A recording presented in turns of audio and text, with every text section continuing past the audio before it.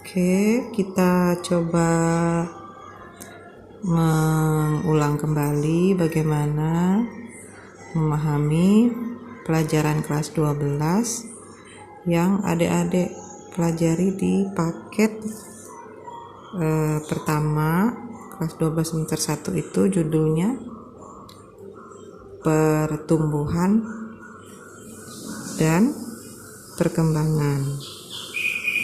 Nah, biasanya materi ini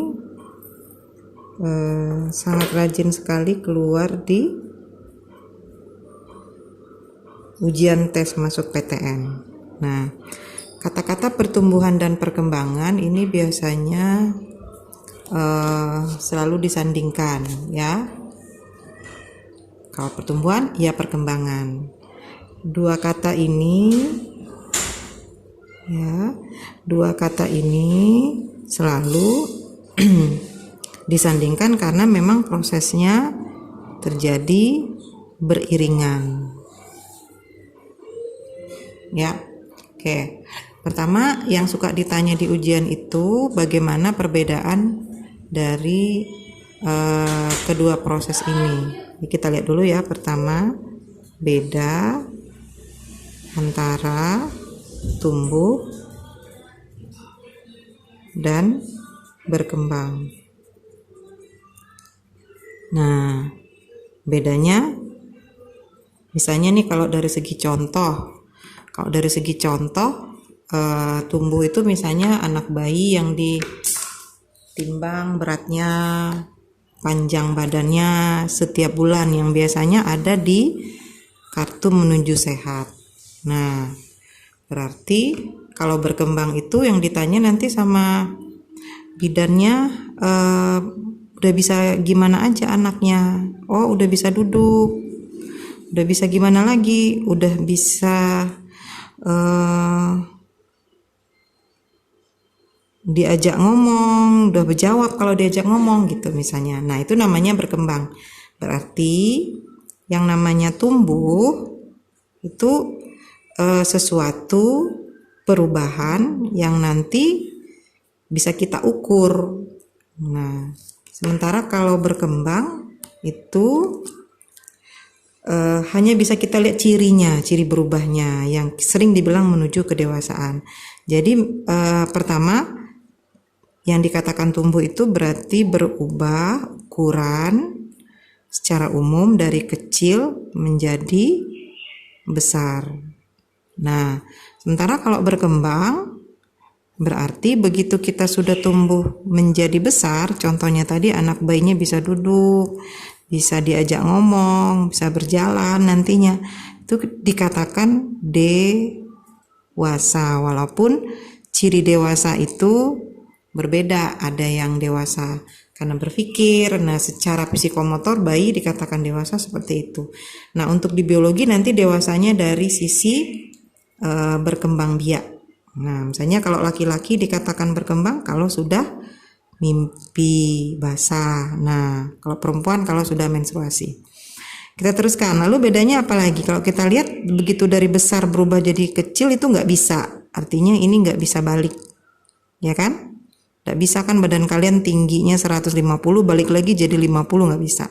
Maka itu kita namakan irreversible. Nah, kalau dia tidak bisa balik itu diistilahkan dengan irreversible. Irreversible. Ini biasanya istilahnya suka dipakai dalam reaksi kimia. Oh, reaksi ini bolak-balik. Nah, itu reversible. Kalau reaksinya nggak bisa balik, nah tinggal ditambah kata irreversible, tidak bisa balik. Nggak bisa balik ya ke sini ya. Nah, cuma garis lurus. Berarti kalau misalnya berkembang itu kan anak bayinya duduk tadi misalnya, atau perempuan menstruasi misalnya tadi. Nah, kan tidak mungkin menstruasi terus. Dia akan berhenti, habis itu balik lagi. Nah, berarti ini bisa bolak-balik. Kita namakan reversible. Reversible ya, berarti ini bisa balik. Nah, ini yang kadang-kadang di buku sekolah kan cuma ditulisin aja. kata-kata reversible irreversible. Maknanya itu tadi. Kemudian yang ketiga, ini tadi contohnya kan berat bertambah boleh, tapi ada hal tertentu kadang berat tuh nggak bisa dibilang tumbuh ya. Kemudian tingginya misalnya, kalau tanaman tambah diameternya, berarti kalau tumbuh itu dia bisa diukur, ada satuannya. Nah, ada satuannya, bisa senti, bisa gram. Nah, karena dia bisa diukur, maka secara ilmiah disebut bersifat kuanti. Nah, ini ada kata-kata kuantitatif.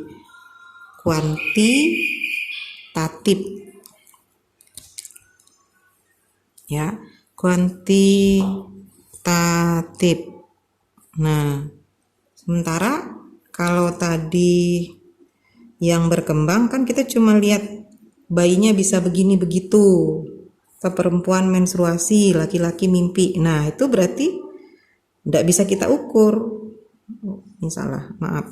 Nah, tidak bisa diukur, nggak ada ukurannya, sentinya, milinya, liternya nggak ada. Nah, berarti berkembang itu tidak ada ukuran, tidak bisa diukur. Kalau dia tidak bisa diukur, maka lawannya kuanti.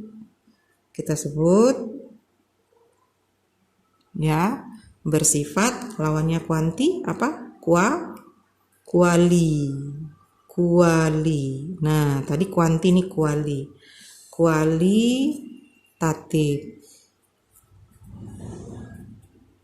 Nah, ya, itu perbedaan yang ketiga. Nah, biasanya di soal tes masuk PTN itu kalau untuk biologi, kalau untuk soal tes masuk PTN kan cenderung pertanyaannya tentang penyebab sesuatu, karena kan analisis ya soalnya ya. Kalau yang kayak gini nih biasanya untuk ulangan. Nah, kalau analisis itu suka ditanya penyebabnya. Kenapa kita jadi bisa bertambah ukurannya? Nah, prosesnya pasti karena ada penambahan, tidak mungkin karena pengurangan.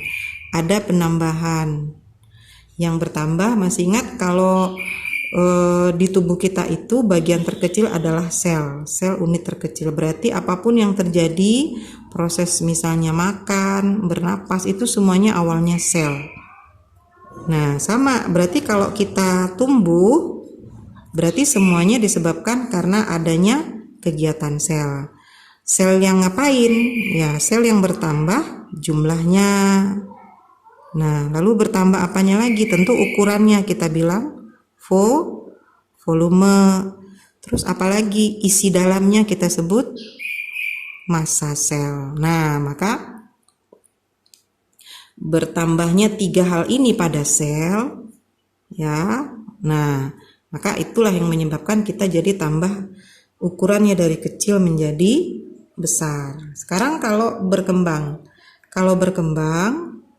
nah, penyebab terjadinya peristiwa perkembangan, karena ini sisinya biologi, itu contohnya adalah tadi perempuan menstruasi, laki-laki mimpi basah. Kalau tumbuhan nggak ada kan menstruasi. Tumbuhan itu ke arah reproduksinya berbunga. Jadi berarti kenapa terjadi munculnya bunga? Nah, kenapa jadi ada menstruasi? Karena ada penambahan jenis. Nah, jadi yang bertambah jenis sel. Jadi kalau perempuan menstruasi awalnya nggak punya ovum, sekarang jadi punya ovum. Jadi nambah macam selnya yang baru. Tumbuhan awalnya nggak punya benang sari, nggak punya sel serbuk sari, nggak punya sel ovum atau kandung lembaga. Nah, begitu berkembang jadi punya. Maka di sini dikatakan bertambah jenis sel. Nah, jadi jelas ya tentang perbedaan tumbuh dan berkembang. Nah, ini diingat baik-baik. Jadi nggak terlalu susah, gampang sekali. Nah, nanti kita lihat contoh soalnya biar adik-adik semua lebih paham.